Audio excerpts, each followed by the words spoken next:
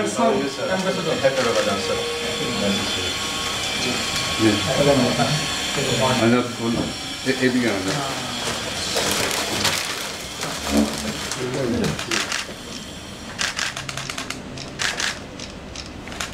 Secretary General, Dr. Forward. Please, thank you. I'm going to receive you on the first. Or Dr. Shamik Rahman. Waiting for you. For your glorious initiative during the liberation war of Bangladesh, engineering sector, in IT and in medical. Work together with Russia in significant sectors of the My colleague and my friend, the diplomat. 10.5 years, like the ex-member of parliament and nuclear reactor and rope corrosion and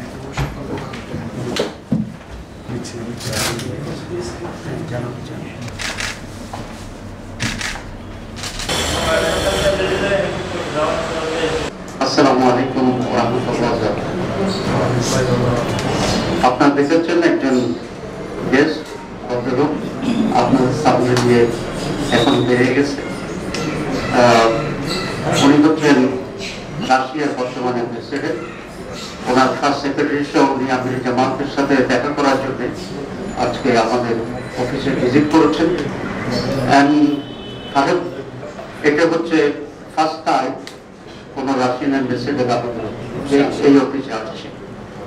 আমাদের সাথে সবসময় যোগাযোগ আছে ছিল, কিন্তু officially Russian ambassador প্রথমবার জামাত অফিসে আসছেন এবং বাংলাদেশের বর্তমান অনগোয়িং পরিস্থিতি, রাশিয়া বাংলাদেশ রিলেশনশিপ এবং ইনভেস্টমেন্ট, আগামী দিনের জামাত ইসলামী এই ধরনের বাংলাদেশ দেখতে চায় এবং আমাদের আন্তর্জাতিক যে সম্পর্ক ইত্যাদি বিষয়ে বিস্তারিত আলোচনা হয়েছে এবং আমরা দুটি বিষয়ে একমত হয়েছি যে বাংলাদেশে তাদের ইনভেস্টমেন্ট আরো বাড়বে, সাপোর্ট থাকবে।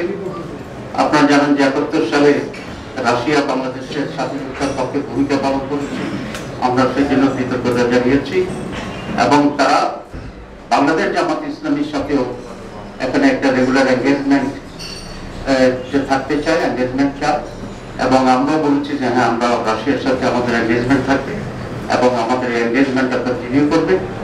আন্তর্জাতিক ইস্যুতে এবং বাংলাদেশের ডেভেলপমেন্টে আমরা পারস্পরিক সহযোগিতা করতে করা যায় সেই কথা আমরা একসাথে কাজ করি।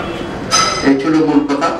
তো আজকে এই প্রেস মিটিং এ আমার ডান পাশে আছে, যাকে আপনারা সকলেই চিনেন, আমাদের দলের মাননীয় সেক্রেটারি জেনারেল সাবেক সংসদ মিয়া গোলাম পরোয়ার এবং কারো ডানে আছেন আমাদের মোবারক হোসেন ভাই, আমাদের সেন্ট্রাল হাইয়েস্ট যে বডি এথিক্স বডি নির্বাহী এটার সদস্য এবং নানা ডিপার্টমেন্টের দায়িত্বে আছেন।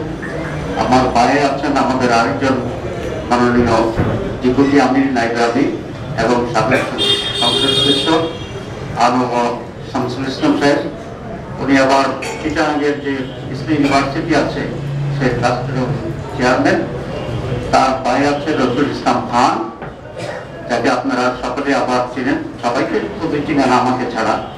তো আজকে এই দিকে আমরা সর্বসভার জন্য আপনাদের সামনে হয়েছি। আপনাদের সকলকে ধন্যবাদ। নির্বাচন নিয়ে কোনো কথা আসলে নির্বাচন নিয়ে কথা হয়েছে, কখন হইতে পারে এবং সেখানে আমাদেরকে কথাবার্তা আছে।